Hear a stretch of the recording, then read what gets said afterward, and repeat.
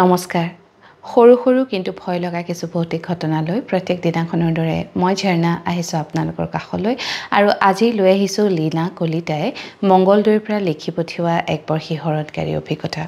এই অভিজ্ঞতা আপোনালোকৰ আগত ব্যক্ত কৰিম, কিন্তু তাৰ আগতে জানিব বিচাৰিছোঁ আপোনালোক কুশলে আছে নে নাই।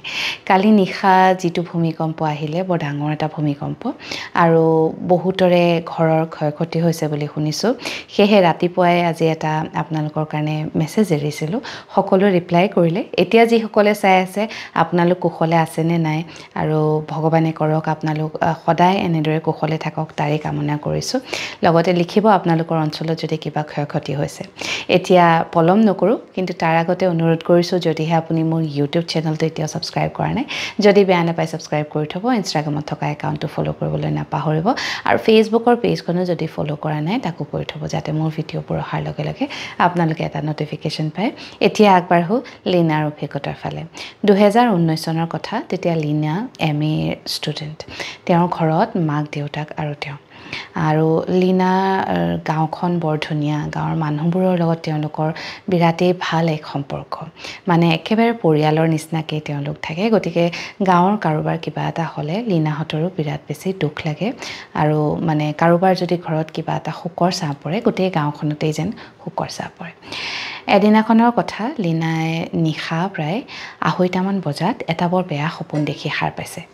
সপোনটোত দেখিছে লীনাই যে তেওঁৰ সম্পৰ্কীয় ককায়েক এজনে ছুইচাইড কৰিছে, আৰু ছুইচাইড কৰাৰ পিছত তেওঁ লীনাৰ ওচৰলৈ আহিছে আৰু আহি লীনাক কৈছে, তই গম নাপাওঁ নেকি মই যে এই পৃথিৱীত আৰু নাই। সেই কথাষাৰ শুনাৰ পিছত লীনাই উচক খাই উঠিছে, আৰু তাইৰ কাষতেই মাকৰ বিচনাখন, দুয়োগৰাকী বেলেগ বেলেগ বিচনাত, কিন্তু একেটা ৰুমতেই শুৱে। কিন্তু তাই উঠাৰ লগে লগে মাকেও সাৰ পালে। কি হ'ল বুলি সুধিলে, তেতিয়া তাই ক'লে, বৰ বেয়া সপোন এটা দেখিছোঁ। তেতিয়া মাকে ক'লে, এটা কাম কৰ, আহ মোৰ লগতে শুই থাকি। সেই বুলি ক'লত তাইও ভাল পালে, গৈ মাকৰ বিচনাত গৈ মাকক সাৱটি ধৰি শুই আছে। গ'ল কথা গৈছিল। তাৰ দুদিনমানৰ পিছত তেওঁলোকে খবৰ পাইছে এদিনাখন ৰাতিপুৱা, তেওঁলোকৰ গাঁৱৰ মানে একেবাৰে নিজৰ পৰিয়ালৰ নিচিনা মানুহে ঘৰৰ ডাঙৰ ল'ৰাজনে চিপজুৰি লৈ আত্মহত্যা কৰিছে। এই কথাষাৰ শুনাৰ লগে লগে লীনাৰ ভৰিৰ তলৰ পৰা যেন পৃথিৱীখনহে নাইকিয়া হৈ গ'ল। মানুহজনৰ লগত, ল'ৰাজনৰ লগত তেওঁলোকৰ সম্পৰ্ক বিৰাটেই মধুৰ আছিলে, নিজৰ ককায়েকৰ দৰে আছিলে।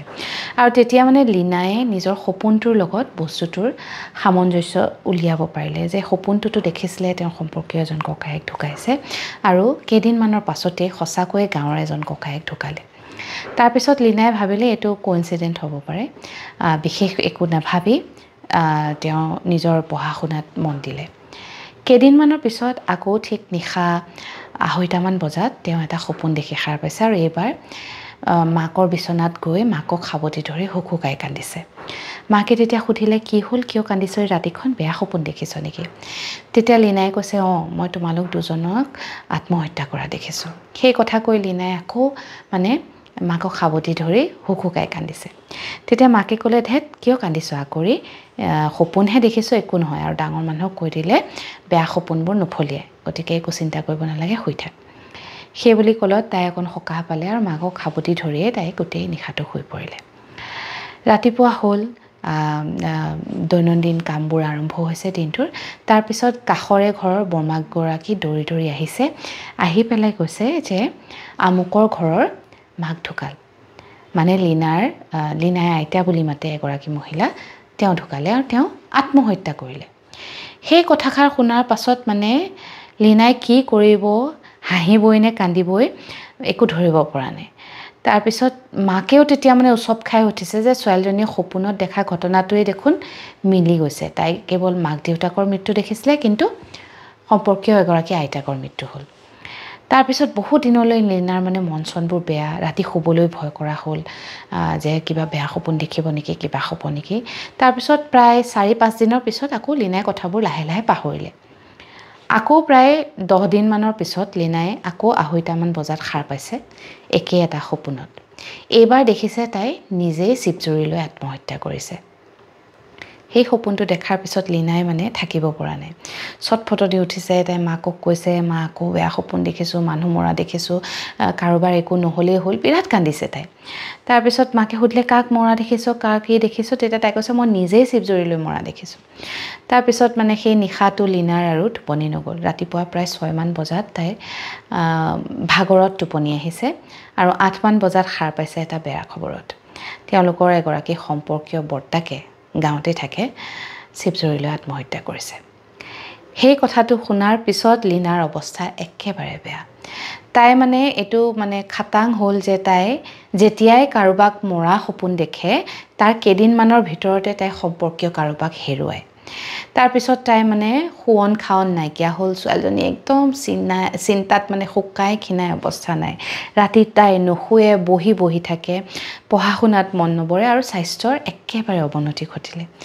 মাকে তেতিয়া ভাবিলে এনেদৰে থাকিলে বেলেগটো বাদেই দিয়ক তেওঁ নিজেই নিজৰ জীয়েকক হেৰুৱাব লাগিব সেয়েহে গাঁৱৰ বয়োজ্যেষ্ঠ ব্যক্তিসকলৰ লগত কথাটো পাতিলে আৰু 3টা ইনসিডেন্ট ইতিমধ্যেই মানে সত্য প্ৰমাণিত হ'ল গতিকে কি কৰা যায় কেনেকৈ কি কৰিলে ভাল হ'ব তেওঁলোকৰ লগত পাতিলত এজন পুৰণা উজাৰ বিষয়ে তেওঁলোকক মাক দেউতাকক ক'লে লীনাৰ মাক দেউতাকক তেতিয়া তেওঁলোকে লীনাক লৈ সেই উজাজনৰ ওচৰলৈ গ'ল তেখেতে তেতিয়া বহুত কিবা কিবি কৰাৰ পিছত কৈছে যে বহু মানুহৰ মানে বহু আচলতে নহয় বহু কম মানুহৰ পৃথিৱীৰ বহুত কম মানুহৰ এনেকুৱা এটা শক্তি থাকে তেওঁ মৃত্যুটোক আগতেই গম পায় আৰু নিজৰ সম্পৰ্কীয় নিজৰ ওচৰ চুবুৰীয়া বা প্ৰিয় কাৰোবাৰ মৃত্যু হ'বলগীয়া থাকিলে তেওঁ আগজাননী পায় পিছে এই সপোনবোৰ মানে এনেকুৱা হয় যদি যিজনক দেখিছে সেইজনৰে মৃত্যু হৈছে বুলি তেওঁ গম পায় বা কিবা তেতিয়া তেওঁক মানে বচাবলৈও চেষ্টা কৰিব পাৰে কিন্তু কোনো লিংক নথকা কিছুমান সপোন দেখে কাৰ কি হ'ব একো ধৰিব নোৱাৰে একো উপায় নাই মানে একো কৰিব নোৱাৰে মানে সত্যৰ আগত হাৰ মানিবলৈ বাধ্য কিন্তু এনেকুৱা হয় তেতিয়া উজাজনে লগতে ক'লে যে ভগৱানৰ ওচৰত আপোনালোকে আশীষ লওক আপোনালোকে অলপ পূজা পাৰ্বণ কৰক ভগৱানক অনুৰোধ কৰক যাতে ছোৱালীজনী এনেকুৱা সপোনবোৰ আৰু নেদেখে সেই বুলি কলত মাক দেউতাকেও বহুত ধৰণৰ কিবা কিবি কৰিলে ঘৰত নাম প্ৰসংগ কৰিলে বহুকেইটা মন্দিৰত গৈ শৰাই দিলে বহুকেইটা নাম থকা নামঘৰলৈ গ'ল তাতো শৰাই দিলে আৰু তাৰ পিছৰে পৰা কৈছে আজিলৈকে লীনাই আৰু তেনেকুৱা সপোন ভগৱানৰ কৃপাত দেখা নাই কিন্তু এতিয়াও লীনা যেতিয়া বিছনালৈ যায় শুবলৈ যায় তাইৰ মনত এটা শংকা থাকে কি জানিবা তাই এটা আকৌ তেনেকুৱা ধৰণৰ সপোন দেখিব কি জানিবা আকৌ সেই সপোনটো ফলিয়াব আৰু প্ৰিয় কোনোবা এজনক তেওঁ হেৰুৱাব লাগিব এয়া আছিলে লীনাৰ জীৱনৰ এটা জীয়া কাহিনী সঁচা ঘটনা যেটো আজি আপোনালোকৰ আগত ব্যক্ত কৰিলোঁ বৰ আচৰিত ধৰণৰ এটা ঘটনা শুনি কেনেকুৱা পালে জনাবৰ কাৰণে ভিডিঅ'টোৰ তলত কমেণ্ট কৰিবলৈ নাপাহৰিব লগতে আপোনাৰ যদি কিবা অভিজ্ঞতা আছে যেটো মোৰ লগত শ্বেয়াৰ কৰিব বিচাৰে তেনেহলে মোৰ মেসেঞ্জাৰত গৈ এটা মেসেজ কৰিব বহুতে মই যেতিয়া মানে মোৰ ইউটিউব চেনেলটো বা ইনষ্টাগ্ৰামৰ একাউণ্টটো ফেচবুকৰ পেজখন ফলো কৰিবলৈ কওঁ সাবস্ক্ৰাইব কৰিবলৈ কওঁ তেতিয়া বহুতে লিখিছে যে পইচাৰ কাৰণে আপুনি সাবস্ক্ৰিপশ্যন বিচাৰিছে বা কিবা মানে এইটো এটা প্ৰসেস যদি মই কোৱা কথাবোৰ মই কোৱা অভিজ্ঞতাবোৰ মানুহে নুশুনে তেনেহলে মই কোৱাৰ একো মানে ফল নধৰিব আৰু মই বিচাৰো যাতে যিসকলে এনেকুৱা ধৰণৰ ঘটনাবোৰ শুনি ভাল পায় তেওঁলোকে যাতে মোৰ চেনেল কেটা সাবস্ক্ৰাইব কৰি থয় যাতে তেওঁলোকে প্ৰত্যেক দিনাখন মনোৰঞ্জনৰ একোটা খুৰাক পায় সেই কাৰণে আপোনালোকক আসলতে সাবস্ক্ৰাইব কৰিবলৈ বা ফলো কৰিবলৈ আৰু মানে কথাবোৰ কৈ থাকো যদি বেয়া পাইছে তাৰ বাবে মোক ক্ষমা কৰিব পিছে যদি ফলো কৰা নাই সাবস্ক্ৰাইব কৰা নাই কৰি থবলৈ নাপাহৰিব আজিৰ এই অভিজ্ঞতা ইয়াতে সামৰিছো কাইলৈ নিশা সপ্তাহটোৰ শেষৰ অভিজ্ঞতালৈ আপোনাক কাষ চাপিম এতিয়ালৈ আহিছো শুভৰাত্ৰি